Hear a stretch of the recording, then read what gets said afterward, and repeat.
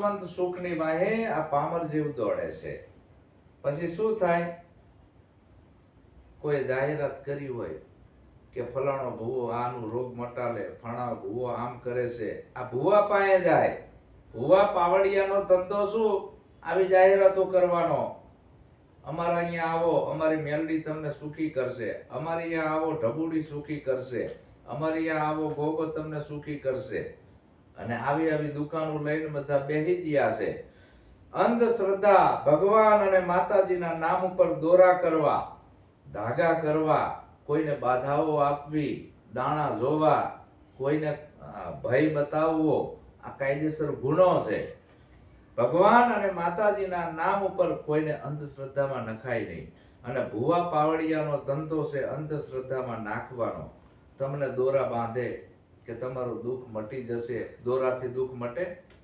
અહીં આવો, અમે તમને ઝાડુ પોતા મારવી, તમારો રોગ મટશે. મટે?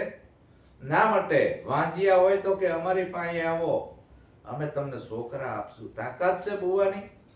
અમારી પાસે આવો કે તમે સુખી થશો. શું ભૂવાને અહીંયા કોઈ સુખની ખાણ ભરી છે તમને સુખી કરે? આવા આવા ખોટા દિલાસા આપે અને આ ભોળી પ્રજા બિચારી છેતરાય છે. દવાખાના તરફ નથી જતી અને દોરા બાંધવા જાય છે.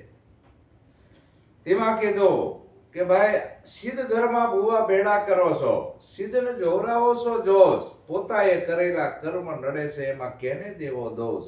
જેના પૂર્વેના પાપ જાગે, દાડી એના ઘરમાં ડાકલા વાગે. ધૂણી ધૂણી કરે ધીંગાણા, પછી લીલા નાળિયેર માગે. ભૂવા પાખંડી ભેગા થઈને લાગ જોઈને લાકડા ભાગે. આ ભૂવાનું કામ. કેવી રીતે લાગ જોઈને લાકડા ભાગે?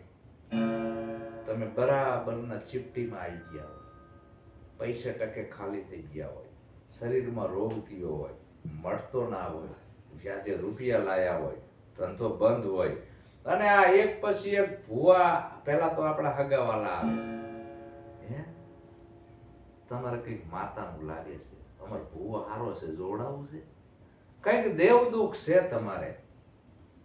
આવા હગા આઈને ખબર લેવા આવે ને આવા વેમ નાખતા જાય, કઈક દેવ દુઃખ છે તમારે. હવે આવું સાયકોલોજી નિયમ છે. બધા આવું કે કરે એટલે ઓલો અંદર ઇન્વોલ્વ થઈ જાય, ઓલામની વાતોમાં આવી જાય.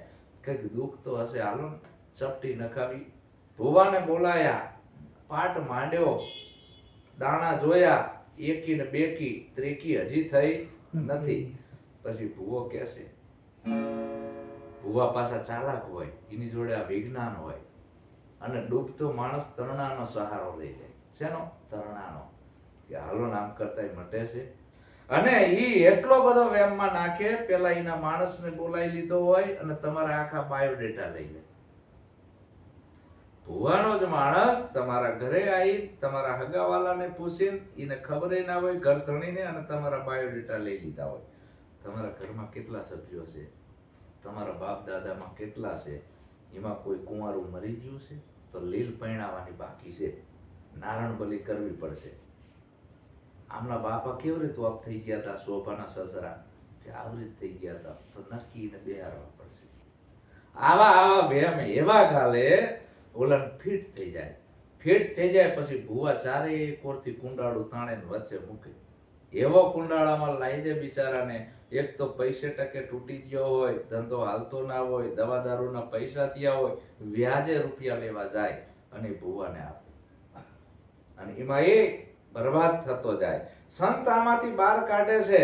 જન્મ અને મૃત્યુ આ ઘટના દરેકને લાગુ પડે છે. દેવ દાનવ ને માનવ, કે સંત હોય કે ગુરુ હોય, મરવું તો પડે જ બધાયને. શ્વાસે શ્વાસે આપણું મૃત્યુ થઈ જ રહ્યું છે, આપણે મરી રહ્યા છીએ. આ જિંદગીનો પ્રવાહ વયો જાય છે, આમાં જાગવાનું છે. જાગો લોગો મત સુઓ, મત કરો મોહ નિંદર છે પ્યાર, જૈસા સપના રહેન કા એને ચાલ્યો જાય સંસાર. પણ આ જે જીવ રહ્યો એ આવી અંધશ્રદ્ધામાં બિચારો ફસાઈ જાય છે. અંધશ્રદ્ધામાં આપના સૂજે ધીરજ વિના